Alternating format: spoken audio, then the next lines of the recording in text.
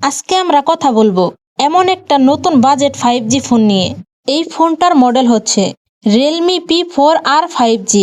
কিন্তু প্রশ্ন হলো, এই ফোনটা কি সত্যি বাজেট সেগমেন্টে গেমিং চেঞ্জার হতে পারবে, নাকি শুধু ব্যাটারি নামেই হাইপ তৈরি করা হয়েছে? আজকের এই ভিডিওতে আমরা এই ফোনের পুরো ফিচার, পারফরমেন্স এবং অন্যান্য ফিচারগুলো দেখব। আর এই ফোনটার প্রাইস কত হতে পারে সেটাও জানতে পারবেন আজকের এই ভিডিওতে।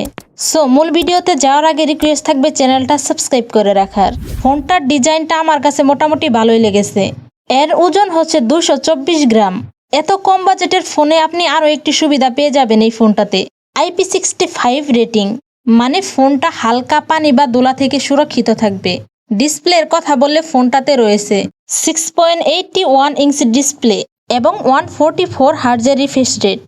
প্রসেসর হিসেবে ফোনটাতে আপনি পাবেন মিডিয়াটেক ডাইমেনসিটি 6300 প্রসেসর। এখানে রয়েছে 4GB প্লাস 6GB র্যাম এবং 128GB প্লাস 256GB স্টোরেজ। আর আপনি চাইলে অনেকগুলো অ্যাপস একসাথে ব্যবহার করতে পারবেন। এর মেন ক্যামেরায় থাকছে 50 মেগাপিক্সেল মেন ক্যামেরা, এতে কিন্তু ছবি ডিটেল ভালোই আসবে।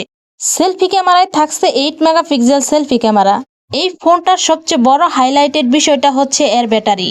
এখানে দেওয়া হয়েছে 8000 mAh এর বিগ ব্যাটারি, আর চার্জ করার জন্য দেওয়া হয়েছে 45 ওয়াট চার্জার।